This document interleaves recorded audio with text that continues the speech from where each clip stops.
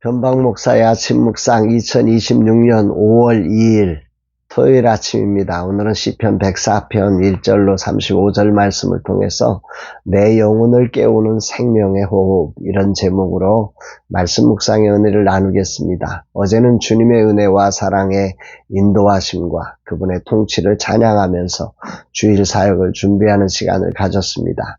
주님의 베푸신 은혜를 찬양하며 또한 앞으로 베푸실 은혜를 기억하는 시간은 우리의 영혼을 새롭게 하는 시간이 됨을 깨닫습니다. 주일을 준비하는 오늘 주님은 또 어떤 말씀으로 인도하실까? 시편 103편과 104편은 쌍둥이 시편으로 불립니다. 이유는 두 시편 모두 내 영혼아 여호와를 송축하라고 하는 동일한 선포로 시작하고 또 동일한 선포로 마감하고 있기 때문입니다.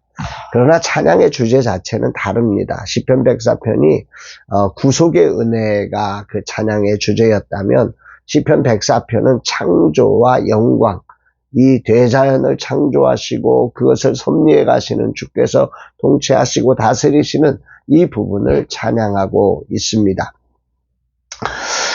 103편에서 그 허물 많은 죄를 용서하시는 구속의 은혜를 정말 맛보게 다시 기억하게 했다면 104편은 이제 시선을 들어서 나를 둘러싼 이 하늘과 땅, 낮과 밤, 그리고 작은 새들과 짐승까지 먹이시는 창조주 하나님의 세밀한 숨결을 이렇게 느끼게 함으로 그분을 찬양하게 하는 거죠.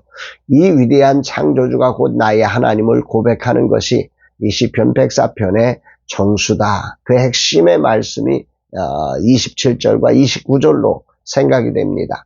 이것들은 다 주께서 때를 따라 먹을 것을 주시기를 바라나이다. 주께서 주신즉 그들이 받으며 주께서 손을 펴신즉 그들이 좋은 것으로 만족하다가 주께서 낯을 숨기신즉 그들이 떨고 주께서 그들의 호흡을 거두신즉 그들은 죽어 먼지로 돌아가나이다.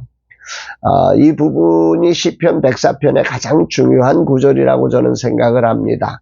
우주에 거하는 모든 피조물, 그들은 스스로 존재하거나 살아갈 수 없다.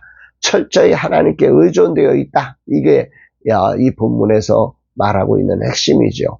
모든 것이 주께서라고 하는 단어와 연결되어서 그분이 낯을 숨기신 즉 그들은 떨고 호흡을 거두신 즉 먼지로 돌아갈 수밖에 없는 존재에 불과하다. 그러면서 오늘 본문 묵상의 가장 핵심 구절로 30절로 인도합니다. 주의 영을 보내어 그들을 창조하사 지면을 새롭게 하시나이다. 오늘 묵상의 가장 중요한 부분이기 때문에 이 부분을 중심으로 오늘 묵상을 하려고 합니다. 여기 영으로 번역된 이 히브리어 단어가 루하흐라고 하는 단어죠. 바람, 호흡, 성령을 뜻합니다. 앞선 29절은 주께서 그들의 호흡을 거두시면 그들은 죽어 먼지로 돌아가나이다. 이렇게 선언했지 않습니까? 이 호흡을 거두면 돌아간다는 거죠.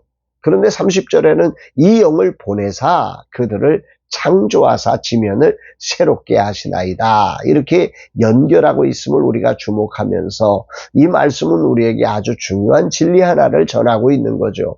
인간을 비롯한 모든 피조물 안에는 스스로 생명을 유지할 자가 발전기가 없다는 거지요. 우리가 매 순간 들이마시는 이 숨결은 본래 우리의 것이 아닙니다. 하나님께서 외부로부터 끊임없이 루하의 이 성령의 바람을 불어넣어 주시는 빌려온 호흡에 불과하다는 것입니다. 창세기 2장에서 흙의 생기를 불어넣어 생명이 되게 하셨던 그 놀라운 생명의 부여는 단순히 창조 때에만 존재했던 것이 아니라 오늘도 계속해서 우리의 영혼과 육신 안에 동일하게 이 불어넣음이 있을 때 인생이 참으로 새로워진다는 것입니다. 이러한 사실은 창조하사 이 바라라고 하는 단어를 통해서 더욱 선명하게 말씀합니다. 이 바라는 오직 하나님만이 주어가 되시는 완전한 신적 창조를 의미할 때 쓰이는 단어입니다. 그런데 30절 원문에 쓰인 이 단어는 미완료 시제입니다. 다시 말하면 과거의 이례적인 사건이 아니라 지금도 계속 반복되어서 창조하고 계심을 나타내는 표현이라는 거죠. 하나님은 세상을 거대한 시계처럼 한번 태엽을 감아놓고 알아서 돌아가게 버려두시는 분이 아니라 오늘 아침 우리가 눈을 뜨고 맞이한 이 새 하루, 어제 살았던 생명이 기계적으로 연장된 게 아니라 주님이 오늘 아침 성령의 숨결을 보내어 새롭게 창조해 주셨기 때문에 우리가 그 새로운 신선한 생명으로 오늘의 기적을 누리고 있는 것이다 말씀하는 것입니다. 여기에 새롭게 하시나이다. 이 히브리어 하닷이라고 하는 단어인데요.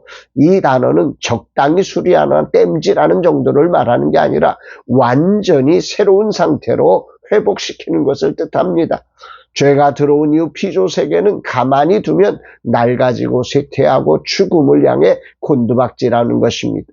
은혜가 멈춘지면은 말라 비틀어지고 한겨울처럼 얼어붙습니다. 그러나 하나님께서 당신의 영 루하흐를 보내주시면 꽁꽁 얼어붙은 지면을 뚫고 봄의 새싹이 터져나오듯 세상은 다시 회복되어지는 것이죠. 오직 위로부터 주어지는 주의 영이 내 영혼의 지면에 불어올 때 비로소 낡아진 사명, 지친 일상, 무너진 마음이 생기를 얻고 다시 일어나게 되는 것입니다. 나의 호흡이 아닌 주님이 불어넣으신 성령의 호흡으로 살아가고 메마른 삶의 자리마다 부활의 새봄을 경험하게 하는 것은 오직 주의 영이 일으키는 기적이다. 그 영이 우리를 날마다 새롭게 하느니라 말씀하는 것입니다. 우리는 주께서 낯을 숨기시면 한 줌 먼지로 돌아갈 수밖에 없는 연약한 존재입니다. 그러나 주님은 먼지 같은 우리에게 날마다 주의 영을 보내어 우리를 새롭게 창조하시고 일상 속에서 부활의 새봄을 살게 하십니다. 바쁘고 지친 삶 속에서도 우리가 매일 처음과 끝을 다해 여호와를 송축하여야만 하는 이유가 바로 여기에 있다 말씀하는 거죠. 이 놀라운 창조와 회복의 섭리를 깨달은 시인은 24절에 이렇게 감탄합니다. 여호와여, 주께서 하신 일이 어찌 그리 많은지요. 주께서 지혜로 그들을 다 지으셨으니 주께서 지으신 것들이 땅에 가득하나이다. 그리고 이 감격은 33절의 결단으로 이어집니다. 내가 평생토록 여호와께 노래하며 내가 살아있는 동안 내 하나님을 찬양하리로다. 이 말씀을 쭉 이렇게 묵상하면서 오늘 과연 나는 주께서 하신 일, 그 지혜로 지으신 은혜들이 내 삶에 가득함을 제대로 보고 있는가 돌아보게 됩니다. 평생토록 찬양할 그 넘치는 이유를 내가 헤아리고 있는가 돌아보게 됩니다.